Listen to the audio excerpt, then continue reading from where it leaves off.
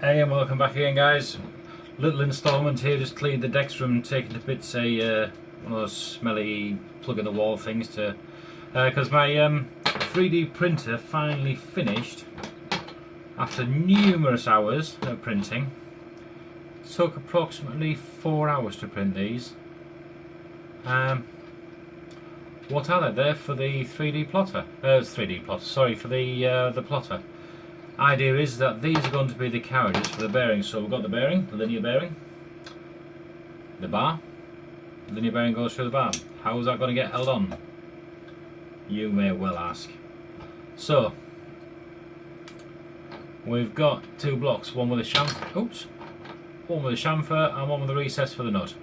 They do need cleaning out. Don't know whether you can see that very well. But yeah, they do need a bit of a clean out.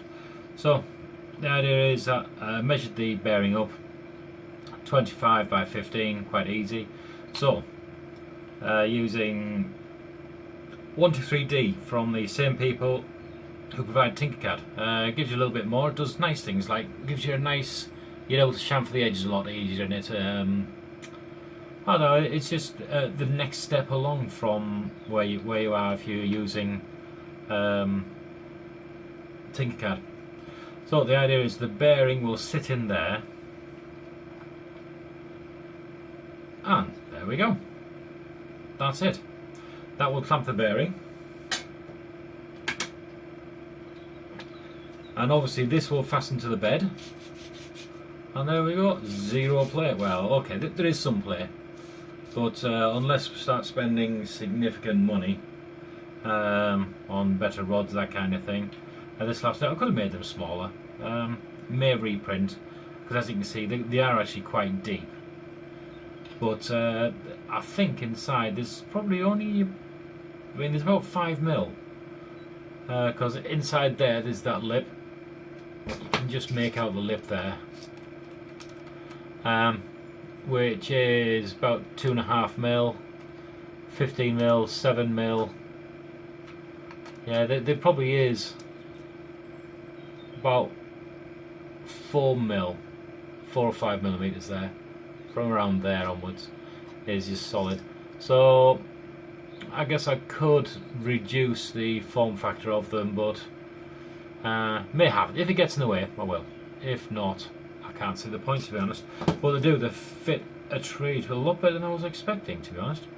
The 3D print, the Prussian 3D printer that I've got, these are the bearings are forcibly pushed into a gap, which I don't like. It's puts a lot of strain on the bearings. I actually broke one when I was putting it in, whereas this way it clamps the bearing. As you can see, there's 0.5mm, something like that, just enough so that you can forcibly push onto the bearing and it holds the bearing steady, and that's what you want. You just need it holding steady so that it doesn't wobble around, reduces the possibility of error. And that works a treat. So that we'll have 3 of them. 1, 2, 3. With the bed on, so they'll go that way up. That's 2 bottoms.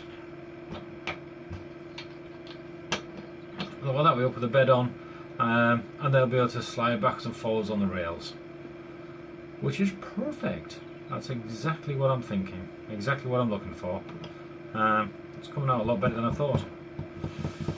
Driver's getting there with the driver's, just waiting for the as in the L279s. Waiting for the 278. I'm waiting for the 279. The chip that'll be also, we can poke the Gerbil straight through the Arduino with the necessary firmware on it, and push that straight out to the driver boards to drive the stepper motors, which it's no biggie. They should arrive in the next few days, so hopefully I'll be able to get some more bits 3D printed. And what I'm going to do is I'm going to save all the files for the last video, when hopefully it's going to be actually up and running, and I'll be able to give all the files away so that anyone can have one. That's the plan anyway. Nobody might want one, but hey, if you don't, you don't. Right, okay, so that was the latest update. Have fun. and see you next time.